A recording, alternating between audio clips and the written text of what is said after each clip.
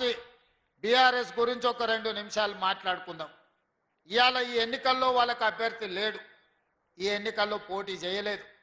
కానీ హరీష్ రావు గారు, కేటీఆర్ గారు, టీఆర్ఎస్ నాయకులు కాంగ్రెస్ పార్టీని ఓడించండి, కాంగ్రెస్ పార్టీని మీరు ఎట్లనన్నా చేసి కింద పడేయండి అని వాళ్ళు విజ్ఞప్తి చేస్తున్నారు. మరి నేను ఈ వేదిక మీద నుంచి పట్టభద్రులను అడుగుతున్నా, బీఆర్ఎస్ వాళ్ళు మమ్మల్ని ఓడగొట్టమని చెప్తున్నారు.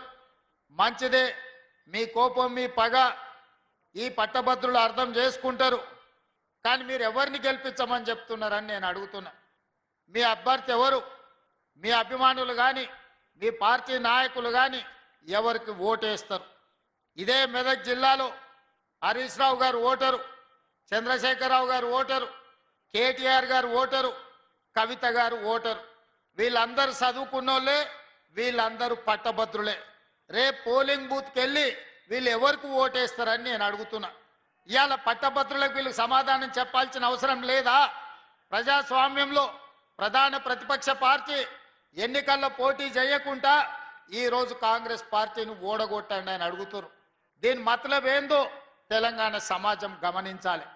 ఇవాళ మరి వాళ్ళే, వాళ్ళ పార్టీ నాయకులు, వాళ్ళ బంధువులు కాదు, ఇవాళ సొంతంగా కేసీఆర్ పట్టభద్రుడే, కేటీఆర్ పట్టభద్రుడే, కవిత గారు పట్టభద్రురాలే, హరీష్ రావు గారు కూడా నాకు తెలిసి పట్టభద్రుడే అని నేను అనుకుంటున్నా.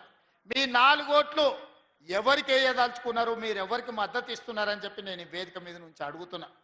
ఇవాళ ఈ రహస్యం ఏంది, ఈ గూడుపుటాని ఏంది, మీరు ఢిల్లీలో చేసిన మంతనాలు ఏంటివి అని చెప్పి ఈరోజు ఈ వేదిక మీద నుంచి అడుగుతున్నాను.